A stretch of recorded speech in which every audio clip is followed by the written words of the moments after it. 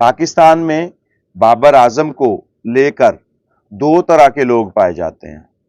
एक वो जो बाबर आजम से बहुत ज्यादा प्यार करते हैं, दूसरे वो जो बाबर आजम से बहुत ज्यादा नफरत करते हैं। ये दोनों ही गलत हैं। इत्तेदाल का रास्ता कोई भी नहीं लेना चाह रहा कि जहां बाबर आजम के फैक्ट एंड फिगर्स में बात की जाए।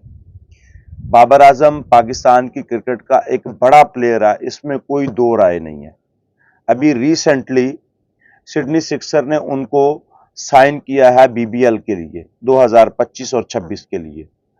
उससे पहले आप बाबर आजम की फैन फॉलोइंग का अंदाजा लगा लें। जब आप किसी बड़े प्लेयर को ऑन बोर्ड करते हैं तो उसकी सारी ऑडियंस जो है वो आपको देखने लग जाती है, आपको फॉलो करने लग जाती है।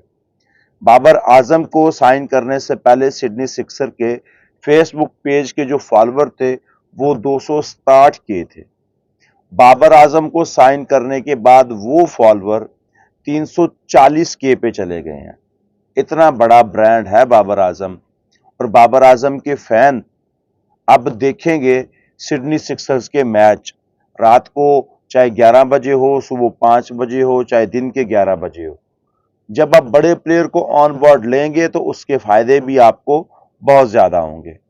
और दूसरे लोग वो हैं जो कहते हैं कि भाई साहब बाबर आजम को साइन करने का फायदा क्या, जबकि वो T20 प्लेयर ही नहीं है। बाबर आजम में खामियां हैं। बाबर आजम को स्वीप मारनी नहीं आती। बाबर आजम एक अपनी सिग्नेचर शॉट कवर ड्राइव पर खेलते हैं और वो उनका सिग्नेचर शॉट है, इसलिए लोग उनकी तारीफ भी करते हैं। क्रिकेट ऑस्ट्रेलिया ने अपने पेज पे लगाया कि Babar Azam bring his signature shot cover drive in BBL. तो बाबर आजम का जितना भी नाम बना है ना बड़ा प्लेयर बनने में, उसमें कवर ड्राइव का बहुत बड़ा हाथ है।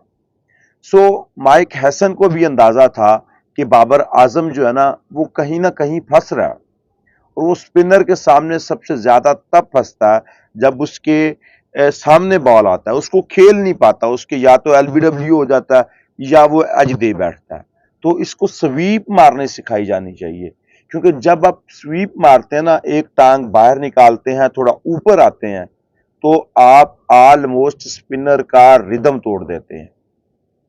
कमर टूट जाती है स्पिनर की जब आप नीचे टांग रख के और सामने वाली आगे निकाल के यूं शॉट खेलते हैं। तो मैं कहता हूं रन बने या ना बने, मगर उससे कॉन्फिडेंस शेक हो जाता है स्पिनर का। और इसका बेहतर अंदाजा था माइक हैसन को। अब वो सब काम छोड़ के बाबर आजम को पावर हिटिंग सिखा रहे हैं एनसीए में, और उनकी स्वीप शॉट डेवलप करने में मदद कर रहे हैं। इस वक्त बाबर आजम को इस चीज की बहुत ज्यादा जरूरत है। वो पाकिस्तान की T20 टीम में आता या नहीं आता, ये बात की बात है।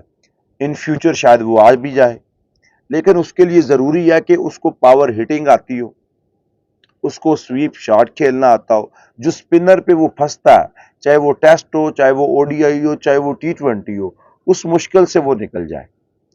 दूसरा जो सबसे अहम चीज है, अब बाबर के पास वक्त है कि एक तो खुद को स्टैब्लिश करे, दूसरा प्रूव करे खुद को कि मैं 150-60 के स्ट्राइक रेट से खेल सकता हूं।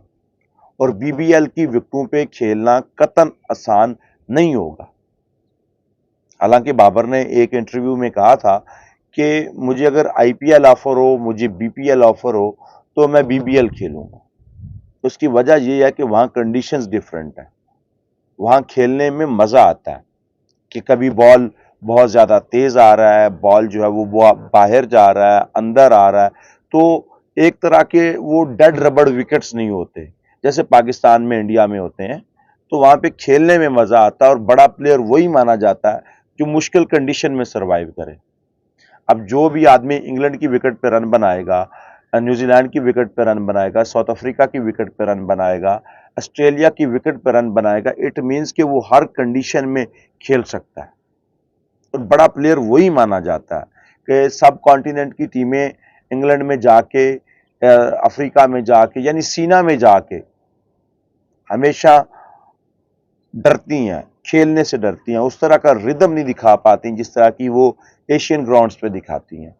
सो बाबर आजम के लिए अपॉर्चुनिटी है कि वहां पे जाके बीबीएल में एक तो सिक्सर जिनने बड़े मान से आपको साइन किया उनका काम चले, दूसरा आपके ऊपर जो लांछन है कि आप तेज नहीं खेल सकते, अब आपको बेफिक्र होकर थल्ले लगने की जरूरत नहीं है, बेफिक्र होकर तेज खेलने की जरूरत है। अगर आप तेज खेलेंगे तो आपका रिदम बनेगा, आपको एक दो मैच में मुश्किल आएगी मगर आपका रिदम बन जाएगा। आप वो जो शुरू में आके 4 5 10 गेंदें डॉट खेलते हैं ना, वो आपकी पूरी इनिंग को ना मैं कहता हूं कि बस आप उसको जो मर्जी नाम दे लें, वो शुरू के जो 4 5 गेंद होते हैं ना जो आप डॉट खेलते हैं उनको कन्वर्ट करना सीखें, उनको उन पे सिंगल लें, उन पे बाउंड्रीज लगाएं, उन पे आप अपनी सिग्नेचर कवर ड्राइव खेलने की कोशिश करें। लेकिन हर बार यूं नहीं होता कि बाहर जाती हुई गेंद पे कवर ड्राइव भी मारी जाए, वहां पे अपर कट भी मारी जा सकती है, वहां पे कट भी मारा जा सकता है, लेकिन वो डेवलप करना पड़ता है, उसके लिए आपको बहुत ज्यादा मेहनत की जरूरत है। अब आपके पास समय ही समय है, हो सकता है ऑलमोस्ट आपको बांग्लादेश की सीरीज, वेस्ट इंडीज की सीरीज के लिए सिलेक्ट नहीं किया जाएगा, ये 2 महीने भी आपके पास है, फिर आगे अगस्त में तो भी आपके लिए कोई क्रिकेट नहीं है। अभी कह रहे हैं कि हो सकता है जो वेस्ट इंडीज की सीरीज है वो भी T20 में मुकम्मल कन्वर्ट हो जाए, तो डेफिनेटली वो आपका जो 3 ओडीआई का ख्वाब है वो भी कहीं खत्म हो जाएगा। तो आपके पास वक्त ही वक्त है, इतना ही वक्त कि 4 5 माह में एक थका हारा क्रिकेट अपनी परफॉर्मेंस गेन कर सकता है और बाबर को वापस आना चाहिए। एक तो पब्लिक की डिमांड है, जब बाबर होता है ना, जब उसके खेलने का अंदाज, तो मैं कहता हूं कि वो मैच बनाना भी जानता है लेकिन वो फिनिश नहीं करना जानता, वो लोगों का दिन भी बनाना जानता है। जब वो खेलता है तो बहुत सारे लोग इन्वॉल्व होते हैं। अब आपको मिसाल मैंने दे दी है कि सिडनी सिक्सर्स को 6 दिन में उसने इतने ज्यादा फॉलोवर दे दिए कि वो खुद बुखला गए हैं। वो रोज एक ट्वीट, एक कवर ड्राइव बाबर आजम की अपने पेज पे लगा देते हैं।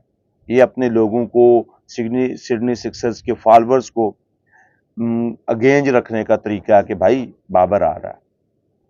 ये कहीं मेरे ख्याल नाम है 10वें 11वें महीने में खेली जाती है, ठीक है। तो अभी बाबर के पास समय है कि वहां भी जाकर तेज खेले, अपनी शॉट को डेवलप करे, प्रेशर से बाहर निकल कर खेलना सीखे। जब आप प्रेशर खुद पे डेवलप कर लेते हो ना, चाहे वो बड़े प्लेयर होने का प्रेशर हो, डेफिनेटली वो होता है कि जब आप बड़े प्लेयर को साइन करते हैं तो उसके ऊपर प्रेशर होता है कि यार मुझे परफॉर्म करके ही दिखाना है, तो वो आप अपना जो पुराना तरीका है उससे बाहर निकल आए। अब आपको लेटेस्ट मॉडर्न टेक्निक के साथ खेलना, तेज खेलना, ताकि पता चले कि बाबर हर किस्म की क्रिकेट खेल सकता है। Best of luck.